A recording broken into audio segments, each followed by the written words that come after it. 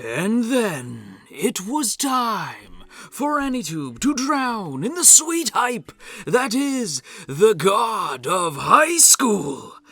I'm a little bit hyped. I don't know if you can tell. Anyway, hey guys, how's it going? Welcome back to the channel. If you're new here, welcome to the channel. My name is JoJo. I tend to talk too much. You can probably tell by the runtime of this video. The last video I did on a premiere for the summer season pushed around the 30-minute mark. I try to keep these videos around the 20-minute mark, but you know me, sometimes I can't help myself. I gotta gush. Sometimes I talk too much. But with that said, everybody, you already know why we're here. We're here to talk about the God of High School premiere, episode 1, Setup Stand-Up. Before we get into it, though, I do want to say, if you are not subscribed yet, for crying out loud, hit that subscribe button. I'm gonna be talking about the God of High School pretty much the whole way through. Spoilers, I really liked it, so I'm gonna be sticking with it. And I cover a bunch of other seasonal stuff as well. Tons of seasonal anime stuff. I guarantee you I'm talking about something you're probably watching. So if you want to hear my opinion on it, hit that subscribe button if you're new here, or if you're like a constant viewer of the channel. If you haven't done so yet, you may want to ring that bell icon so you don't miss out on videos. Without further ado, though, we're gonna go ahead and talk about this. So yeah, as I said, spoilers, I liked it. I don't think that's necessarily a big surprise to a lot of you. This show is pretty damn hype, pretty much from the word go.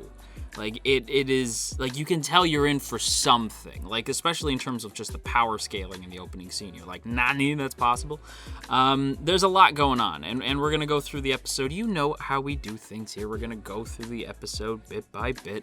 We're going to be talking about, like, most of the stuff that happens in the episode. There might be some stuff that I leave out here and there, but for the most part, I want to talk about the stuff that really jumped out to me. And then, of course, as usual, we're going to do some design time, as we do typically around the premiere and anytime there's a new character introduced. So we got 4 different characters that we got to analyze their character designs for, talk about some color psychology, fun stuff like that I think I'm the only one who finds fun, but regardless, we're going to talk about that, but I'm going to save it for the end of the video. So without further ado, we're going to go ahead and jump into the beginning with the opening scene. There seems to be some blackmail going on in the opening.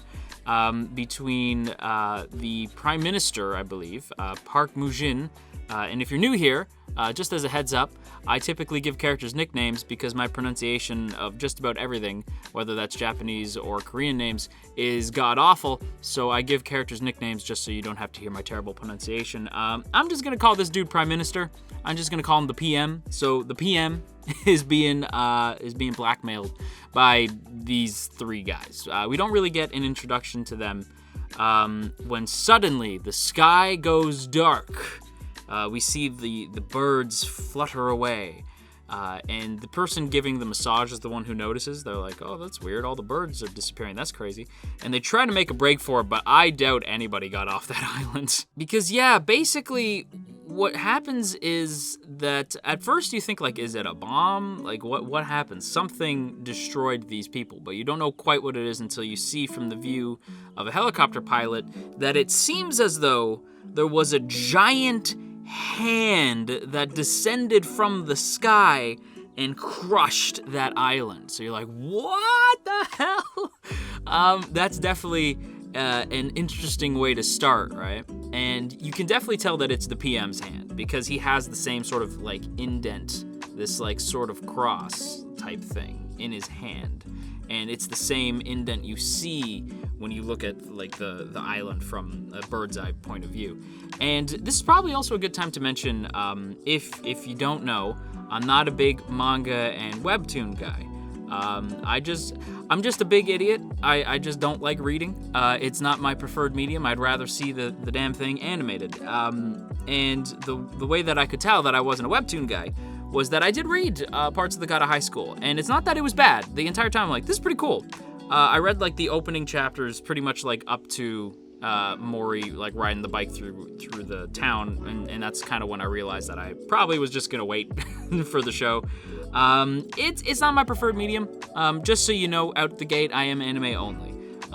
And a part of me was wishing that I could have seen this animated, because I remember reading it and saying, like, if I had not been aware that was gonna happen, that would have been the craziest shit. But I knew that opening scene was coming. But it still lands. Like, I was really impressed with how they handled like the scope of like this hand indented into the ground. It's a great way to set up like a power scaling. Like, no matter what, the PM still seems like, no matter how badass everybody seems, you're not going to forget the fact that the Prime Minister, or maybe not the Prime Minister, but seemingly the Prime Minister, put his hand through the clouds and crushed an island. Like, that's a dope-ass way to start. That's then immediately followed by the opening, which is super hype. And, like, the instant the opening starts, it's immediate hype with the track.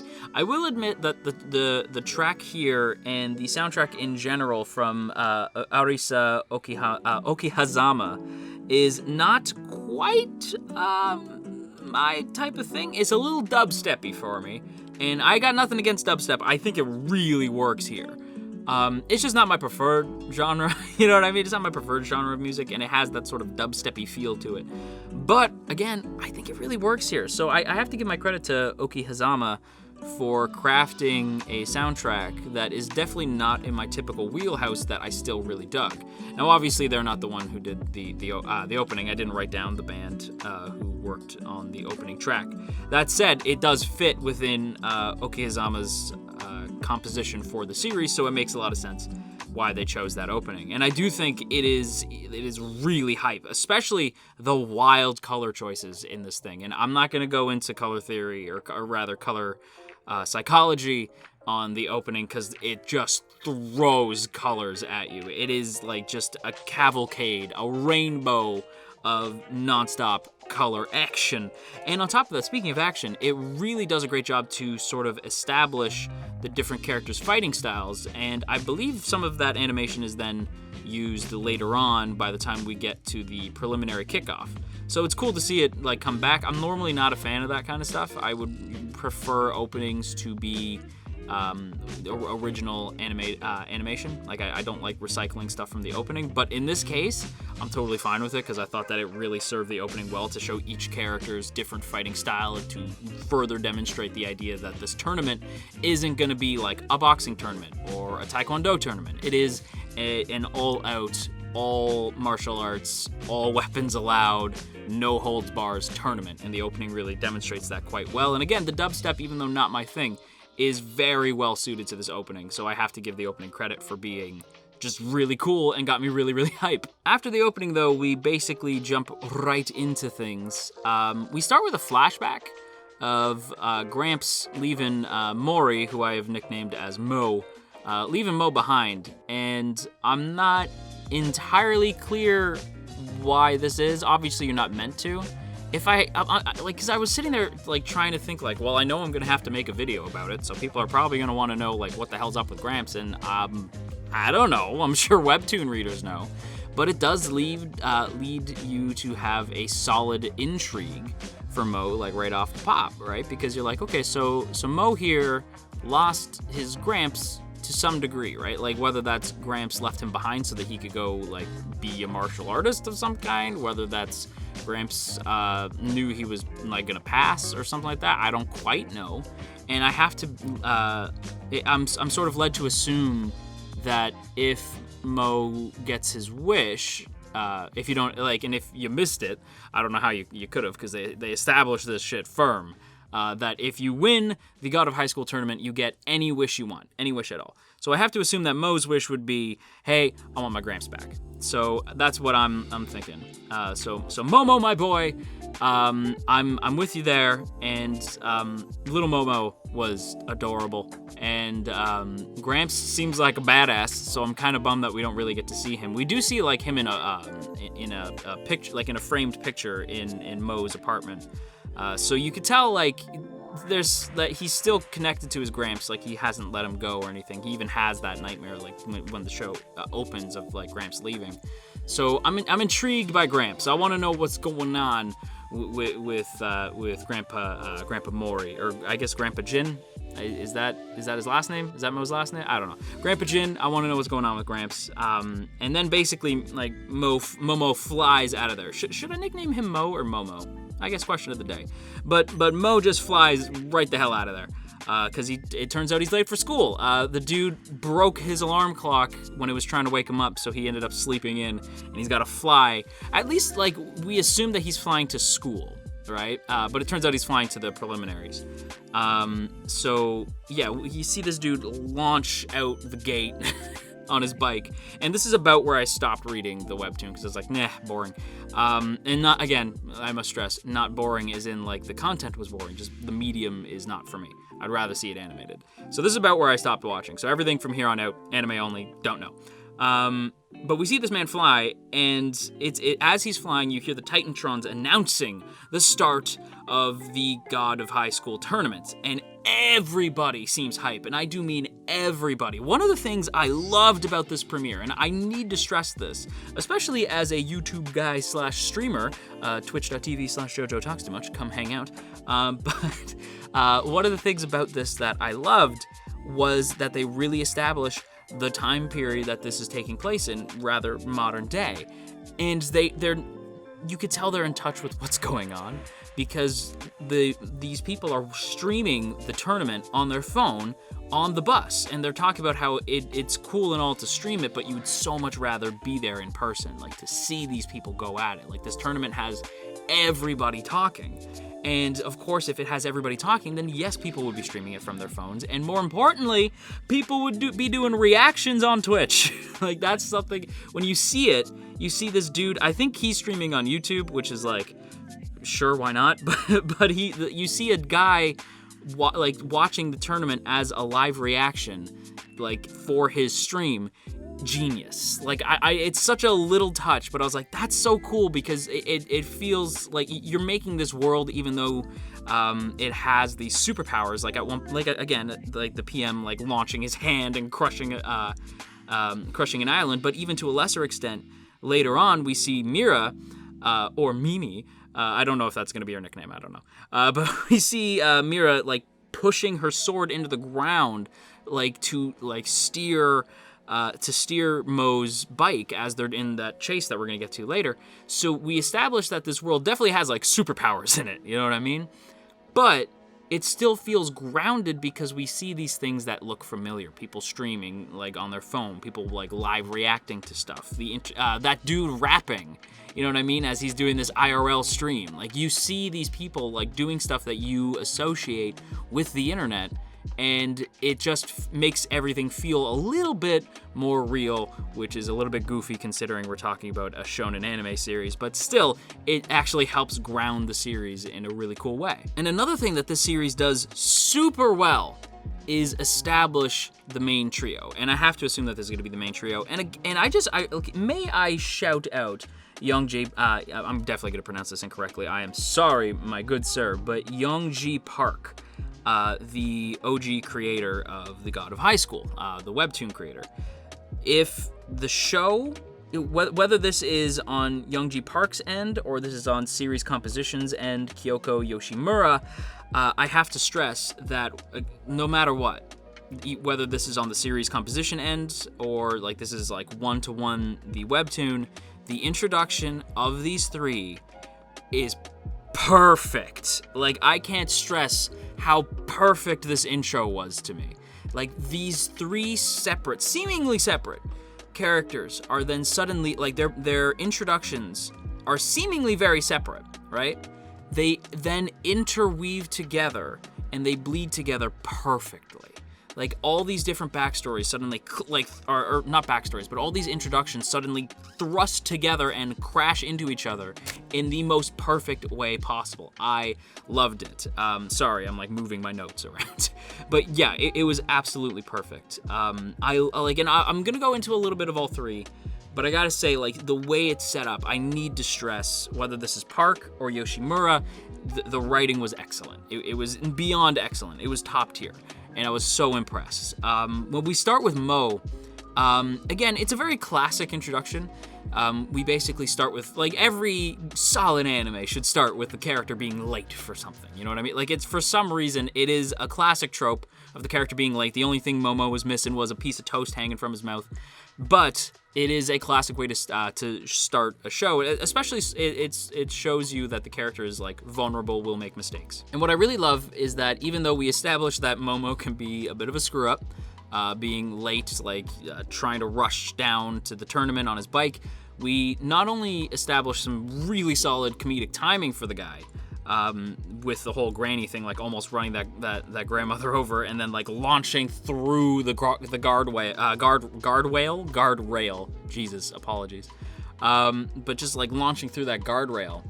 And all these these really comedic faces he makes. The seiyu's Tatsumaru Tachibana, who I'm not familiar with, but I think they really sold the comedic timing for Mori here. It was top tier. But what I liked the most was that when Momo is flying down the street, he catches through the corner of his eye, sees the guy on the bike who stole the wallet, right? Like he almost runs into the guy. And then he sees through the corner of his eye that he's like holding up the wallet, and then he connects that the granny is screaming about her wallet. And what I love is that this dude like envisions what that granny is using the money for, and he feels bad, even though it's probably not exactly one-to-one what's happening. He still like sort of imagines, he has like, it shows that he's a really empathetic dude in a really comedic way, right? Because he envisions like, she was probably going to use that money to pay for blah, blah, blah, blah, blah. I need to stop that guy. So not only do you establish that he's a really empathetic guy, but he has a strong sense of justice, and you do so in a really funny scene. So you're able to use a comedic scene to really flesh out this character.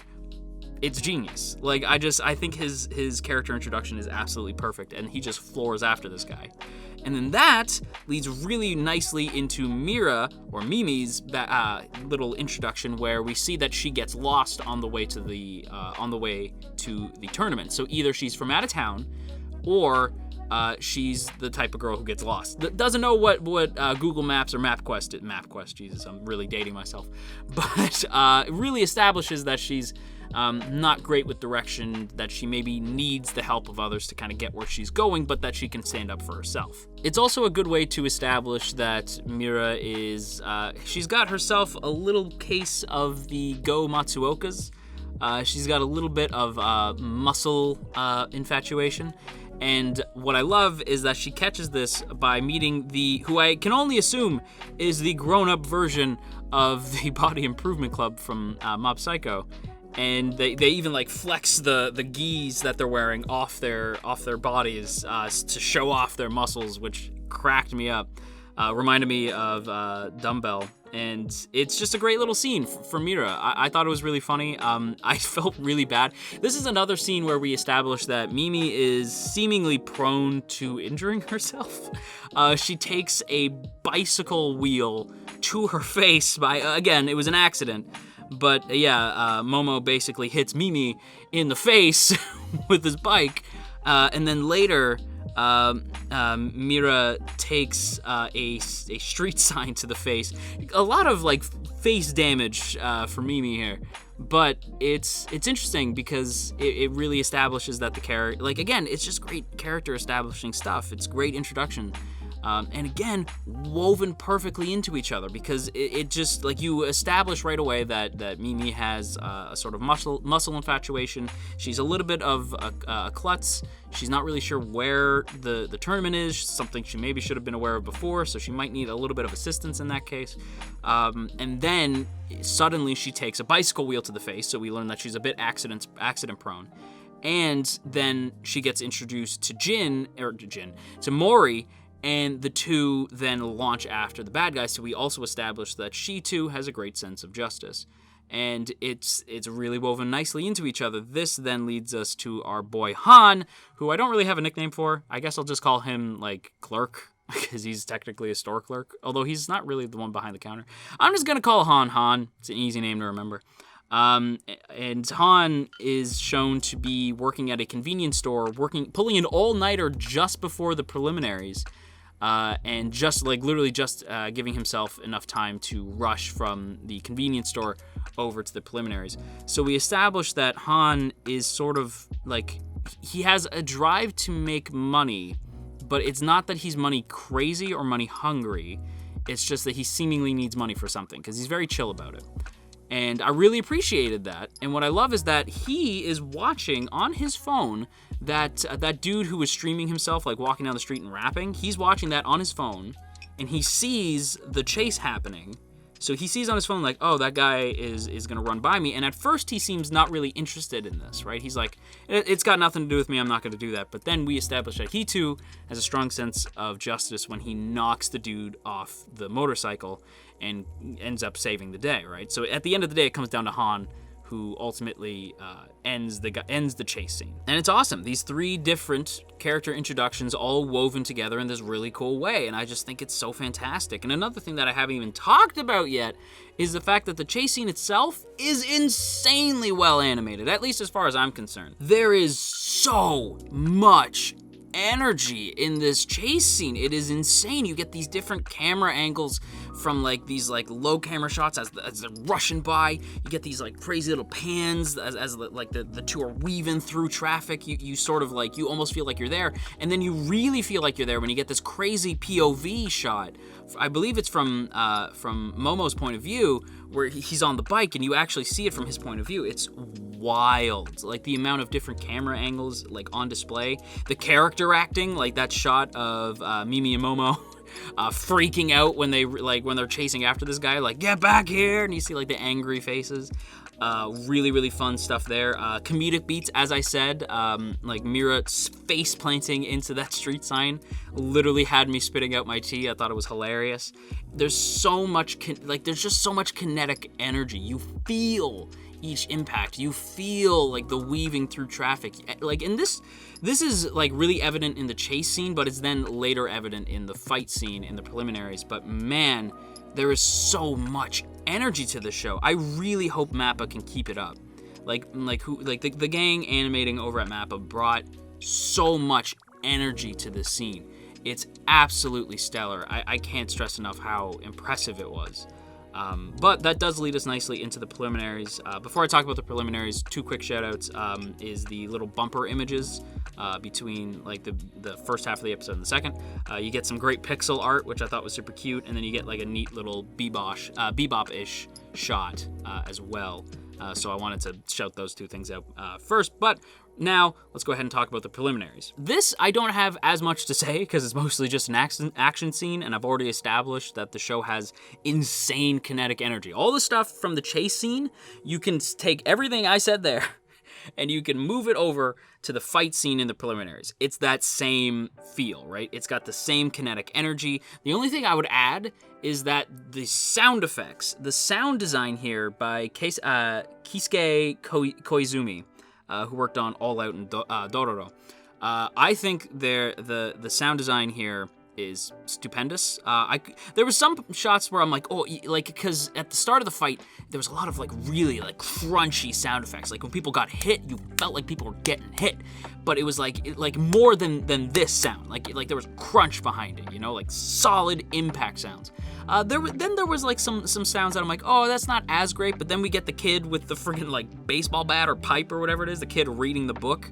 That dude, I'm excited to talk some character design, but not now because he doesn't really get a solid introduction. We'll talk character design once he gets introduced.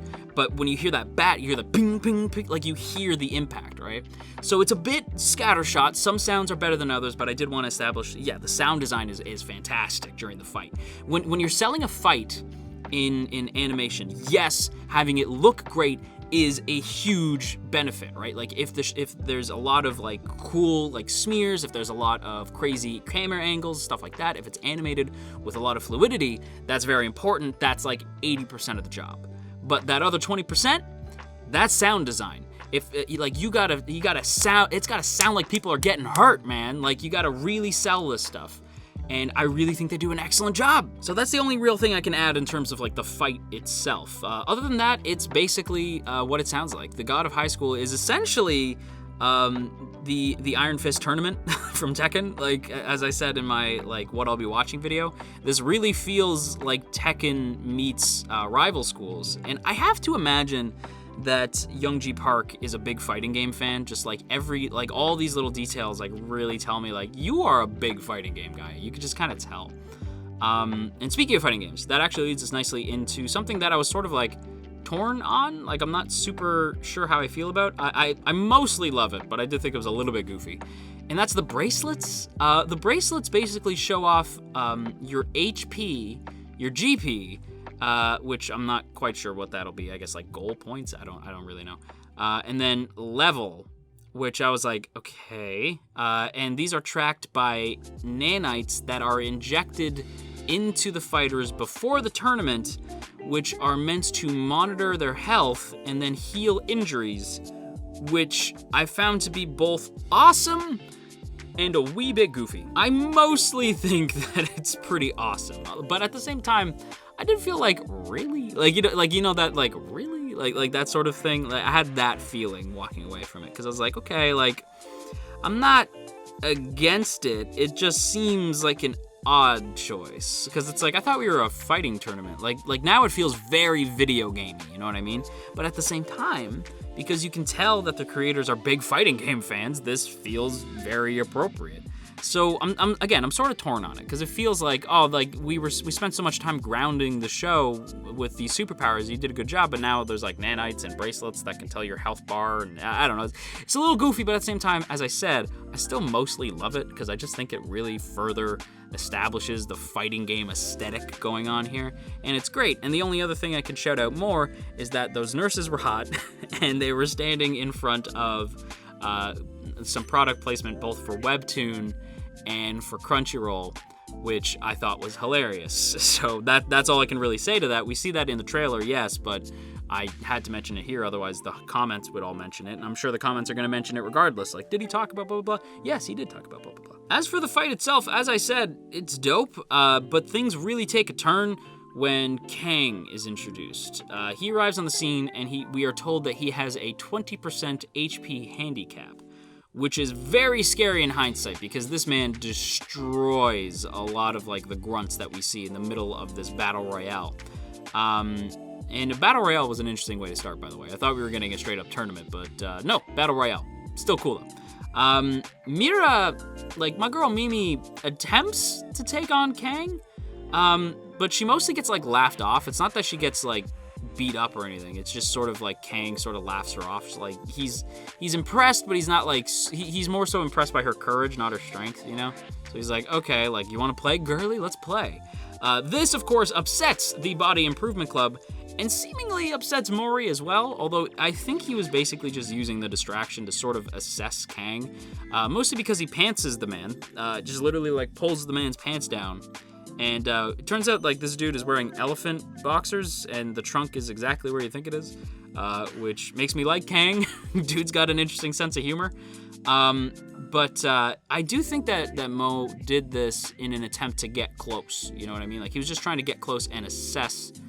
Like he even says like the man's pants are like really heavy, so he's definitely wearing like some form of weighted clothing, basically trying to get close, assess the situation. And I do think he intended to get kicked, because basically for his troubles, Mo gets kicked into one of the walls of the tournament area, and Kang notices that his ankle is all like pink and bruised, right? His ankle took a hit, and that's when we noticed how, so like, and what I love too is that Han notices this and says like, holy shit, that was fast. Like, so as Mo got hit, he took his elbow and crushed it down into the man's ankle. It was quick work, but it was really impressive, and it set up for a solid cliffhanger, because now I want to see Mo versus Kang. Like, I'm really excited. I was bummed when I saw the credits roll, because I was like, damn, I wanted to see what's going to happen. Perfect way to end your premiere, and a perfect premiere in general. I really, really loved this. But I know I've talked your ear off. So if you want to click off, I get it. Needless to say, I will be covering it. But if you want to stick around for my favorite part of the video, design time, then I hope you stick around, because we are going to talk a little bit about some designs. And we're going to start with Mo. Mo/Momo/Mori is the character that I seem to have the most to say about. Let's go ahead and start with the green sleeping mask that he wears, which from way back when I used to think were actually just shades, but no, it turns out it's his like sleeping mask. So the sleeping mask itself is an obvious metaphor, right? So we see, and like there's a motif going on with Mo's character design. The sleeping mask is the first time we see it. And that is this sort of lackadaisical, sort of not lazy, but comfortable type of personality that Mo tends to have, right? He's relaxed. He feels like he's in control even in a tough spot like he is at the end of the episode with Kang. And you get that through the sleeping mask, right? Again, I thought it was shades the first time I saw it, so I can understand if people were like, what? But it is a sleeping mask. And I think that once you know what it is, like once you know it's not glasses, that it's a mask, like for sleeping, it really establishes like, oh, so this dude likes his naps. Like that's cool. The green itself, now green as a color is typically associated with nature, but it can also be established with, or rather compared to a lot of other stuff such as like jealousy and materialism. However, I don't really think that any of those are what we're getting from the green in Mori's color or character design. The color choice of green, I think, is more so to represent Mori's luck and inexperience at this moment in time. This is Mo at the start of the tournament, so he is green, he is inexperienced, like hence the green sleeping mask. I think the green sleeping mask in general is like the key feature for trying to discern what Mo's character is going to be. He's lucky, he's inexperienced at the moment, but he is comfortable. And you can get a lot of that just by the green sleeping mask. This is why I tell you guys to analyze character designs, because again, it can tell you a lot about a character. Another thing you could analyze is the torso. Our man wears a plain white tee with a black sweater tied around the waist. Now, the black sweater tied around the waist is again a sign of sort of comfortability, right? Like he is like, it also is a sign of like, when you tie your sweater around your waist, one of two things is happening. You're either too hot to wear the sweater, or you're about to go in. You're about to do some work. And so we know that our boy is about to do some work. He's in a fighting series. But the like tying the black sweater specifically around his waist could show that he's sort of like, he's in control of his own fear, right? Because black is a color black isn't really a color, it's more the absence of color. But regardless, it's associated with stuff like remorse, authority, and most of all, fear of the unknown, right? Black represents the unknown. So Mori tying it around his waist and like just sort of not wearing it as not having it draped over him shows that he's more so in control. And then the white tee definitely represents an innocence to his character, right? White is almost always associated with purity and innocence. And again, that tied with the green sleeping mask definitely indicates the beginning stages of this character. And you can get all that before even going into this man's eyes, which is obviously a big catch for him, right? Like the eyes are very interesting. This man has black irises. I'm not sure what the black irises could represent, well, actually, I guess when you pair it with the like cross pupils that he has, these yellow cross pupils, it actually could indicate a perception thing, right? Because cross, like when you think of a cross, you think of two things. You either think of religion or you think of crosshairs. Now, I'm leaning more so into the crosshairs area of things, right? And oh shit, actually, this makes a lot of sense. So if it's like yellow is typically associated with perception, intellect, and success. So when we pair that with what we see in the episode, with him like getting close and then using the elbow to hit the ankle, that seemed very specific, very perceptive, and done on purpose. Like with using his intellect and his fighting prowess to get that hit in, right?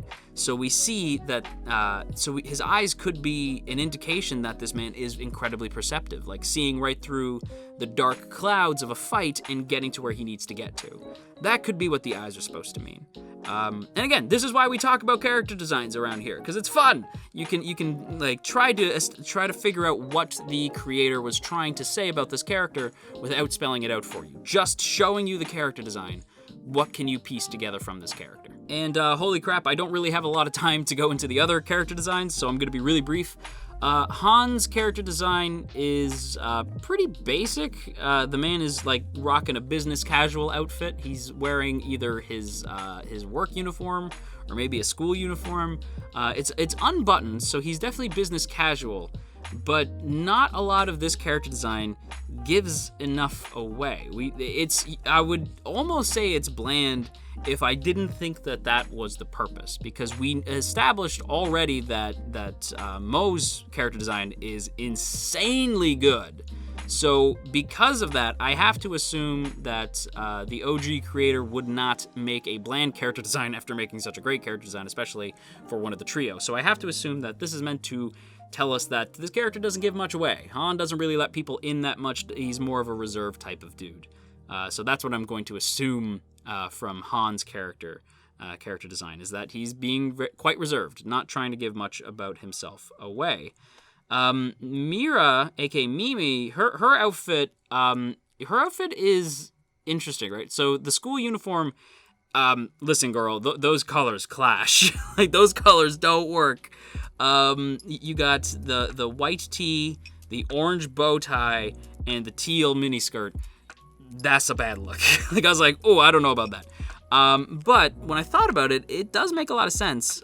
Since orange is typically associated with, like, it's like a youthful color, so it denotes a lot of, like, enthusiasm, instinct, and optimism. And you get that from Mira, right? You really get that from Mimi, especially the instinct thing, the instinct and enthusiasm thing. You get that from that orange bow tie, like that. Like, you really, really feel that. Like, especially by the time you see her bounce around. Like, she is an energetic and mostly instinctual character. So that does make a lot of sense.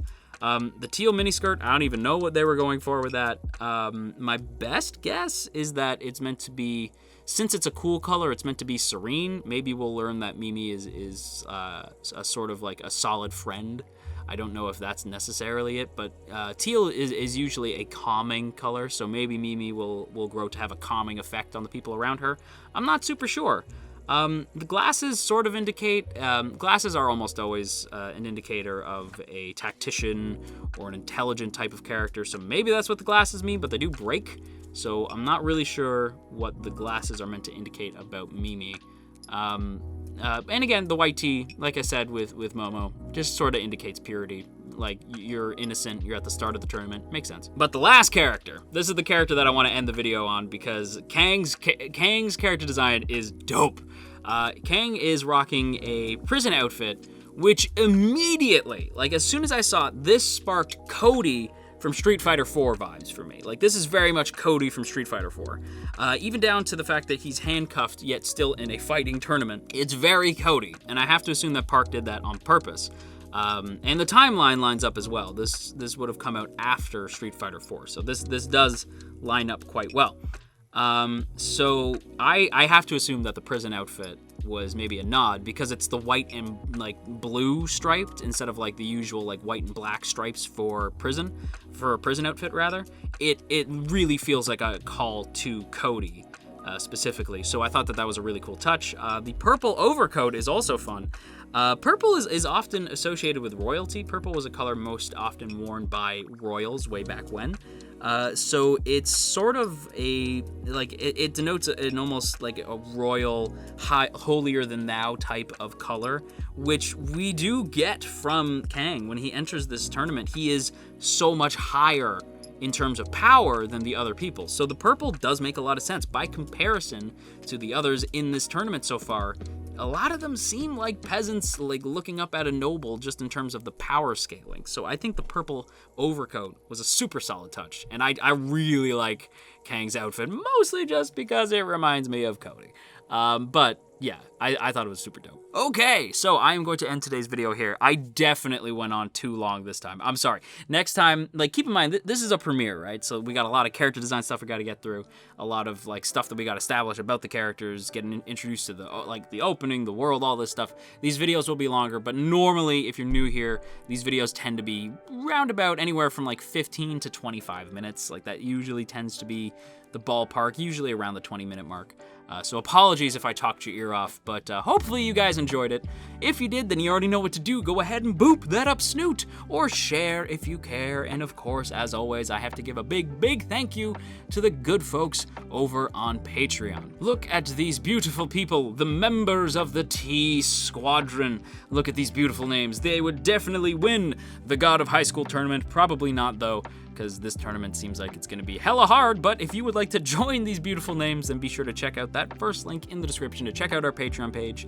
And for less than a cup of coffee a month, you can help keep this channel afloat, and I would sincerely appreciate it. But with that said, everybody, I'm gonna go edit this video. This is probably gonna take me a while, but until next time, you stay classy, AndyTube, and wash your dang hands.